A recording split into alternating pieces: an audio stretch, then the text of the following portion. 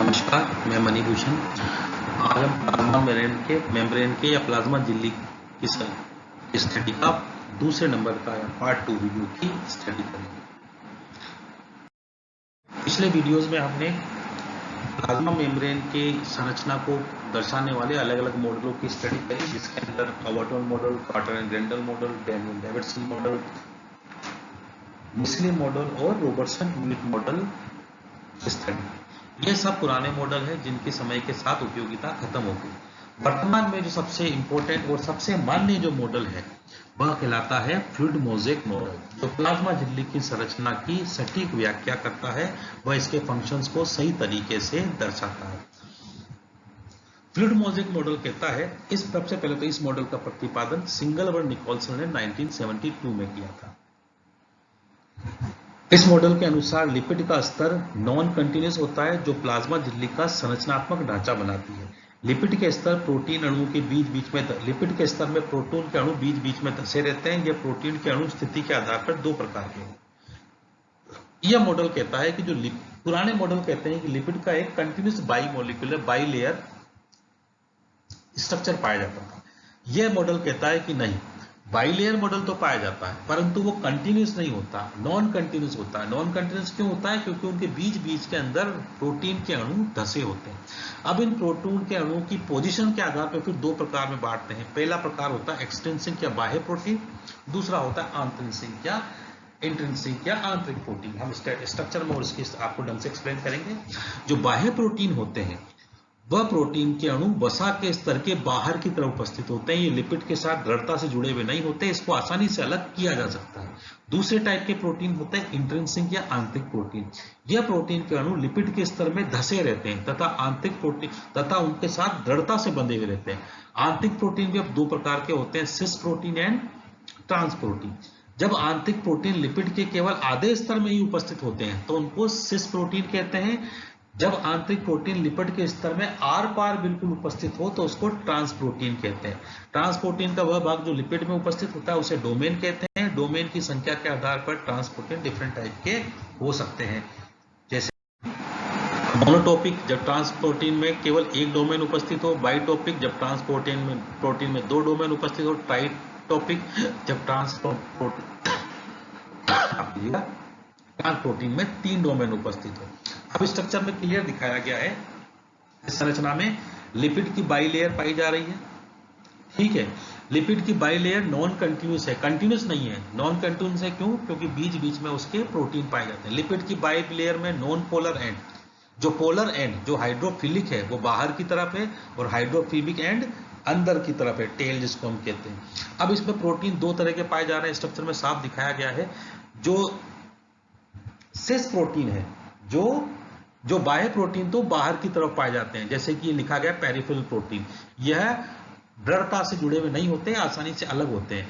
दूसरे प्रकार के इंटरनल प्रोटीन जो दिखाए गए हैं, अब ये भी दो प्रकार के बताए गए, cis internal protein and trans internal protein. Cis internal protein हम देखते हैं कि पूरी लंबाई के अंदर लिपिड बायलेयर की पूरी लंबाई के अंदर नहीं है, सिर्फ उसके आधे भाग के अंदर ही उपस्थित है। जबकि trans internal protein lipid layer की पूरी लंबाई में उपस्थित होते हैं और उनके अंदर जो छिद्र पाए जाते हैं वह डोमेन के रूप में पाए जाते हैं, जिनके आधार पर उनको डिफरेंट टाइप बांटा गया है। तो यह एक बेसिक स्ट्रक्चर बताया गया है किस आधार पर फ्लूइड मोज़ेक मॉडल के अंदर प्लाज्मा मेम्ब्रेन का स्ट्रक्चर होता है। अब ये बोलता है कि लिपिड तथा आंतरिक प्रोटीन के अणु एम्फीपैथिक प्रकार के होते हैं, क्योंकि इनमें जल हाइड्रोफिलिक एवं हाइड्रोफोबिक समूह उपस्थित होते हैं। इनमें जल विरागी या हाइड्रोफोबिक सिरे लिपिड के भीतर की तरफ उपस्थित होते हैं तथा हाइड्रोफिलिक सिरे बाहर की तरफ होते हैं। इसी कारण विभिन्न एंजाइम और एक्टिव साइट या एंटीजन ग्लाइकोप्रोटीन झिल्ली के बाहर उपस्थित होते हैं। अब ये मॉडल कहता है, पुराने मॉडल कहते थे कि मात्र जो लिपिड होता है वही बाइपोलर होता है, मतलब उसमें हाइड्रोफिलिक और हाइड्रोफोबिक एंड पाए जाते हैं, जल स्नेही जल विरागी एंड पाए जाते हैं, परंतु वो प्रोटीन के बारे में कुछ नहीं कहते थे। परंतु यह मॉडल कहता है कि लिपिड तो बाइपोलर होता ही होता है, लिपिड के साथ साथ प्रोटीन भी बाइपोलर होता है। प्रोटीन के अंदर भी हाइड्रोफिलिक एंड और हाइड्रोफोबिक एंड पाए जाते हैं। जो हाइड्रोफिलिक एंड होते हैं प्रोटीन के भी लिपिड की तरह बाहर की तरफ उपस्थित होते हैं और हाइड्रोफोबिक या जल विरागी गुण जो जल में घुलनशील नहीं होते वह अंदर की तरफ उपस्थित होते हैं। चूंकि जल स्नेही या हाइड्रोफिलिक एंड बाहर की तरफ उपस्थित होते हैं, इसलिए सारे binding site, active binding site जिस पर डिफरेंट टाइप की सेल और मॉलिक्यूल्स आके सेल में अटैच होते हैं वो हमेशा बाहर की तरफ उपस्थित होते हैं।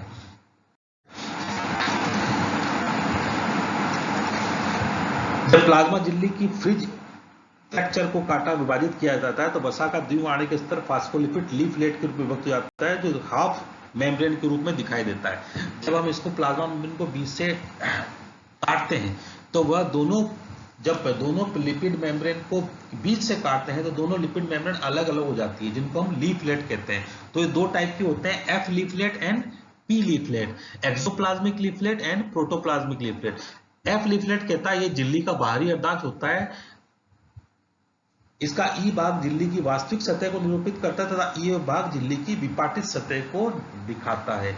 मतलब ये झिल्ली एफ लीफलेट झिल्ली का बाहर की तरफ होता है, जो उसकी रियल सरफेस जो बाहर की तरफ होती है उसको शो करता है, जो अंदर का ई भाग है जो झिल्ली की जो स्प्लिट जहां से फटी है उस सतह को दर्शाता है।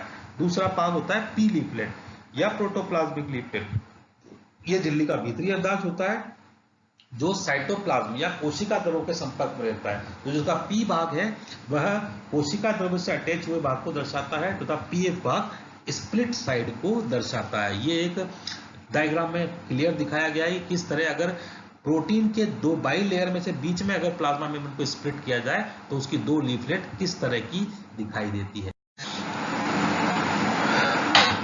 प्लाज्मा झिल्ली की तरलता एवं गत्यात्मक प्रकृति, fluid plane dynamic nature of plasma membrane. यह मॉडल सटीक रूप से बताता है कि प्लाज्मा झिल्ली एक तरल रूप में तथा डायनेमिक नेचर की या गत्यात्मक नेचर की होती है। किस तरह होती है यह बताता है कि प्लाज्मा झिल्ली के तरल मोजक मॉडल के अनुसार लिपिड द्वारा क्रिस्टलीय तरल के द्विस्तर का निर्माण होता है। इस कारण प्लाज्मा झिल्ली को प्रत्यास्थता प्रदान की जाती है। लिपिड तथा प्रोटीन के अणुओं में अनेक प्रकार की गतियां उत्पन्न होती है। झिल्ली की तरलता दो बातों पर निर्भर करती है। यह सिद्धांत कह रहा है कि लिपिड द्वारा बाइलेयर स्ट्रक्चर का निर्माण होता है तथा इन लिपिड और प्रोटीन के लेयर में डिफरेंट टाइप की मूवमेंट होती है। ये डिफरेंट टाइप की मूवमेंट किस प्रकार की होती है हम आगे डिपेंड करेंगे। तो ये डिफरेंट जो लिपिड और प्रोटीन के अंदर जो डिफरेंट टाइप के लिपिड और प्रोटीन मॉलिक्यूल्स के अंदर जो डिफरेंट टाइप की मूवमेंट होती है जो उसकी प्लाज्मा मेम्ब्रेन को डायनेमिक नेचर या गत्यात्मक प्रकृति प्रदान करती है। अब झिल्ली की तरलता या लिक्विडिटी किस पे डिपेंड करती है, इन दो चीजों पे डिपेंड करती है। अनसैचुरेशन ऑफ लिपिड, लिपिड की असंतृप्तता, और कोलेस्ट्रॉल बाधकता, cholesterol interference. Unsaturation of lipid कहता है कि अधिकांश जैविक झिल्लियों में उपस्थित लिपिड के अणु असंतृप्त होते हैं अतः लिपिड का अणु गलनांक बिंदु कार्य के तापमान से कम होता है। अनसैचुरेटेड लिपिड क्या, लिपिड क्या होते हैं हम जानते हैं। लिपिड किसके बने होते हैं, फैटी एसिड से बने होते हैं। उनका यूनिट क्या होता है, फैटी एसिड्स। अब फैटी एसिड्स में हमने केमिस्ट्री में पढ़ा होगा जिन फैटी एसिड्स में डबल बॉन्ड पाए जाते हैं वह अनसैचुरेटेड फैटी एसिड्स कहलाते हैं। अनसैचुरेटेड फैटी एसिड्स का गलनांक बिंदु रूम टेम्परेचर से भी कम होता है, इस कारण से वह लिक्विड फॉर्म के अंदर पाए जाते हैं। जैसे कि सिंपल हम उदाहरण देखा जाए तो जो वेजिटेबल फैट जितना भी होता है उसमें अनसैचुरेटेड फैटी एसिड ज्यादा होता है, और एनिमल फैट के अंदर अनसैचुरेटेड फैटी एसिड कम होता है, सैचुरेशन फैटी एसिड ज्यादा पाया जाता है। जैसे कि हम तेल देते हैं, तेल क्या है, एक वेजिटेबल फैटी एसिड है। तो हम तेल जानते हैं कि रूम टेम्परेचर में लिक्विड फॉर्म में रहता है। क्यों, क्योंकि उसके अंदर अनसैचुरेटेड फैटी एसिड या असंतृप्त वसीय अम्ल ज्यादा है, जिस कारण से वो लिक्विड फॉर्म में पाया जाता है। जबकि एनिमल फैट जैसे घी क्या गाय या भैंस के दूध से बनता है, इसलिए उसके अंदर उनके फैटी एसिड्स में डबल बॉन्ड नहीं पाया जाता है, बहुत कम पाया जाता है, इसलिए वो संतृप्त होते हैं या सैचुरेटेड होते हैं। इसलिए वो रूम टेम्परेचर पे भी सॉलिड अवस्था में या लिक्विड अवस्था पाए जाते हैं या लिक्विड अवस्था में नहीं पाए जाते। इस कारण से प्लाज्मा झिल्ली की मेम्ब्रेन की तरलता किस पे डिपेंड करती है, लिपिड की सैचुरेशन पे डिपेंड करती है। अगर उसके फैटी एसिड्स में लिपिड के अंदर अनसैचुरेटेड फैटी एसिड्स ज्यादा पाए जाएंगे तो वो प्लाज्मा झिल्ली तरल रूप के अंदर पाई जाएगी। इसका दूसरा रीजन आता है कोलेस्ट्रॉल बाधकता या कोलेस्ट्रॉल इंटरफेरेंस। कोलेस्ट्रॉल के अणु क्रिस्टलीय जेल के प्रतिरूप के निर्माण में बाधा डालते हैं, इसलिए कोलेस्ट्रॉल युक्त झिल्लियां तल रूप में स्थित होती हैं। सामान्य भाषा में कहें कि जिन झिल्लियों में कोलेस्ट्रॉल का स्तर अधिक होगा वह झिल्लियों में लिक्विडिटी या तरलता अधिक पाई जाएगी। तो यह प्लाज्मा झिल्ली की तरलता दो कारणों पर डिपेंड करती है, एक लिपिड की सैचुरेशन पॉइंट पे या अनसैचुरेशन पॉइंट पे, दूसरा कोलेस्ट्रॉल बाधकता पे। इसी प्रकार प्लाज्मा झिल्ली एक गत्यात्मक झिल्ली होती है क्योंकि उसके लिपिड और प्रोटीन अणुओं के अंदर मूवमेंट पाई जाती है। अब कौन कौन सी मूवमेंट पाई जाती है, पहले हम देखते हैं लिपिड अणुओं की गतियां। लिपिड अणुओं की लिपिड मॉलिक्यूल्स में तीन तरह की मूवमेंट होती है, lateral diffusion, flip flop movement and rotational movement. Lateral movement कहलाता है इस प्रकार की गति में लिपिड के अणु घड़ी के लोलक की तरह या पेंडुलम की तरह मूवमेंट करते हैं। जैसे नीचे डायग्राम में दिखाया गया है, लैटरल डिफ्यूजन किस तरह का होता है, जैसे घड़ी का pendulum side to side move करता है, इस तरह की मूवमेंट लिपिड मॉलिक्यूल्स में पाई जाती है, इसलिए इस तरह की एक तो ये मूवमेंट होती है। दूसरी मूवमेंट किस तरह की होती है, फ्लिप फ्लॉप मूवमेंट, मतलब लिपिड के मॉलिक्यूल्स कि पोलर एंड एक साइड से दूसरी तरफ हो सकते हैं, जैसा कि डायग्राम में दिखाया गया है कि एरो से दिखाया गया है, कभी इसका पोलर एंड ऊपर की तरफ, कभी इसका पोलर एंड नीचे की तरफ पाया जाता है, तो ये मूवमेंट कहलाती है फ्लिप फ्लॉप। तीसरी तरह की मूवमेंट कहलाती है रोटेशनल मूवमेंट, यह भी लिपिड मॉलिक्यूल्स में पाई जाती है, मतलब लिपिड मॉलिक्यूल अपनी एक्सिस पे रोटेट करता है। तो ये तीन तरह की मूवमेंट लिपिड मॉलिक्यूल्स में पाई जाती है। इसी प्रकार प्रोटीन अणुओं के अंदर कौन कौन सी गतियां पाई जाती है, प्रोटीन अणुओं के अंदर भी तीन तरह की गतियां पाई जाती है, लैटरल डिफ्यूजन जो लिपिड के अंदर पाई जाती है वैसी, और रोटेशन। रोटेशन दो तरह के पाए जाते हैं, झिल्ली की सतह के लंबवत और झिल्ली की सतह के पार्श्विक अक्ष पर। इसमें आगे डायग्राम में दिखाया गया है, प्रोटीन के मॉलिक्यूल फर्स्ट में लैटरल डिफ्यूजन हो रहा है, पेंडुलम की तरह इधर से मूव कर रहा है, एक्सियल, और दूसरा रोटेशन पाया जाता है, दो तरह के रोटेशन पाए जाते हैं, axial rotation, parallel rotation. Axial rotation तो अपनी एक्सिस पे प्रोटीन मॉलिक्यूल घूमता है, पैरेलल रोटेशन एक्सिस से अपोजिट साइड में घूमता है, जैसा कि डायग्राम में दिखाया गया है कि एक्सियल रोटेशन में एक एक्सिस के अंदर राइट टू लेफ्ट की तरफ घूम रहा है, और पैरेलल रोटेशन के अंदर एक्सिस चेंज होती है और दूसरी तरफ घूमता है। तो प्रोटीन मॉलिक्यूल में तीन तरह की मूवमेंट पाई जाती है। प्रोटीन मॉलिक्यूल्स के अंदर फ्लिप फ्लॉप प्रकार की गतियां नहीं पाई जाती। क्यों? क्योंकि लिपिड के अणु, क्योंकि प्रोटीन के अणु लिपिड मॉलिक्यूल्स के साथ अटैच रहते हैं, अटैच रहने के कारण वो फ्लिप फ्लॉप मूवमेंट नहीं कर पाते, वो लैटरल डिफ्यूजन या रोटेशन कर पाते हैं, जो कि एक्सियल और पैरेलल टाइप का होता है। प्लाज्मा झिल्ली के छिद्र। प्लाज्मा झिल्ली के छिद्रों का भाग 0.35 mm होता है। यह छिद्र झिल्ली की 0.1% सतह पर ही पाए जाते हैं। झिल्ली का 99% भाग अपारगम्य होता है। यह कहता है कि प्लाज्मा झिल्ली के मात्र 0.1% क्षेत्र में ही छिद्र पाए जाते हैं, 99% भाग उसका अपारगम्य होता है। छिद्र कितने टाइप के होते हैं, ये डिफरेंट टाइप दिखाए, जैसे स्ट्रक्चर पोर, ये छिद्र बेलनाकार व अस्थायी होते हैं, जो लिपिड के स्तर के आर पार उपस्थित होते हैं, जैसे कि प्रोटीन के बीच में। डायनामिक पोर, ये छिद्र भी बेलनाकार होते हैं, लेकिन यह अस्थायी होते हैं, इनका निर्माण केवल अणुओं के परिवहन के निर्माण के समय होता है। संरचनात्मक छिद्र स्थायी होते हैं, परंतु गत्यात्मक छिद्र तभी खुलते हैं जब कोई अणु इसमें से पास हो रहा होता है। तीसरे टाइप के होते हैं पेविक ब्लॉक या पेविक ब्लॉक छिद्र। झिल्ली में उपस्थित लिपिड व प्रोटीन के अणु दृढ़ता से टाइल के समान आपस में जुड़े रहते हैं। इन अणुओं के संयोजन स्थल के मध्य एक अवकाश उपस्थित होता है जो छिद्रों का काम करता है। मतलब ये कह रहा है कि जहां पे प्रोटीन और लिपिड के अणु आपस में जुड़े रहते हैं, इनके जुड़ने की जगह पर एक अवकाश या स्पेस पाया जाता है जो छिद्र के रूप में काम करता है। चौथे टाइप के छिद्र होते हैं प्रोटीन चैनल्स।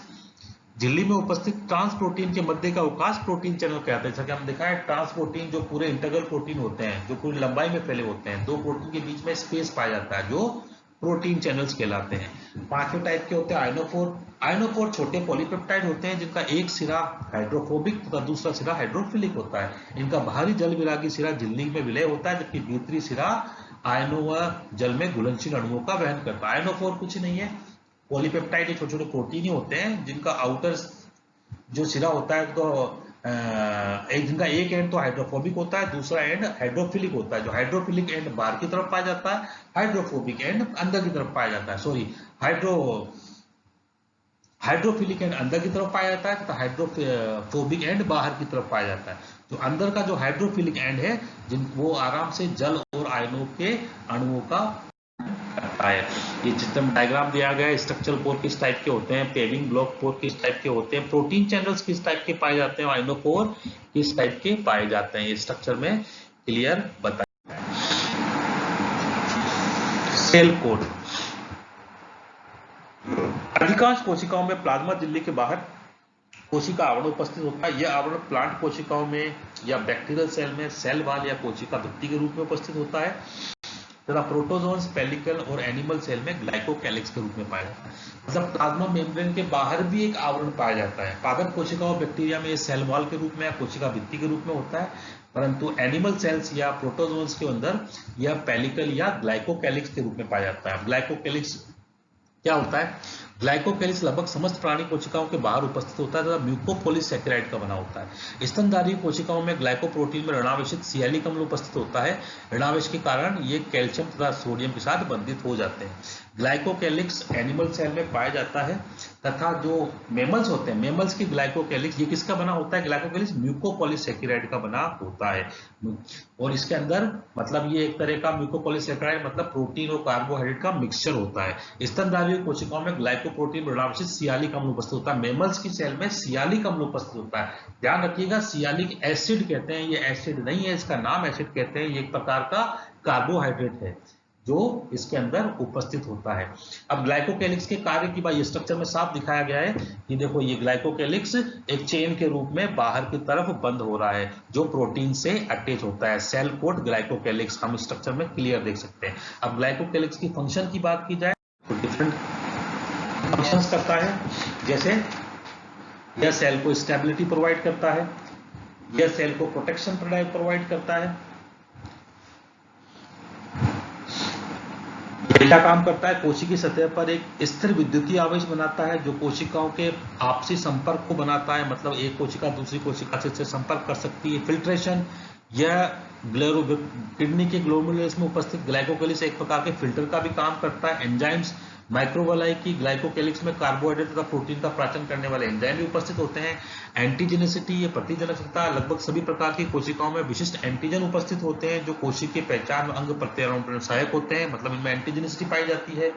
मॉलिक्यूलर रिकॉग्निशन, कोशिका आवरण में उपस्थित ग्लाइकोप्रोटीन एवं ग्लाइकोलिपिड के अणुओं में आणविक पहचान स्थल पाए जाते हैं जो अपने समान कोशिकाओं की पहचान करने में सहायक होते हैं। इन अणुओं के कारण एक ही प्रकार की कोशिकाएं आपस में मिलकर ऊतक का निर्माण करती है। सामान्य भाषा में की जाए तो ग्लाइकोकैलिक्स एक सेल से दूसरे सेल के मॉलिक्यूल को पहचानने में मदद करते हैं। सेल रिकॉग्निशन, ये वही काम हो गया, एक सेल से दूसरे सेल को पहचानने में ये काम करते हैं।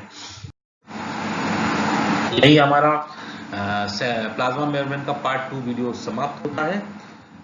इसका स्टडी हम पार्ट 3 के वीडियो में करेंगे। धन्यवाद।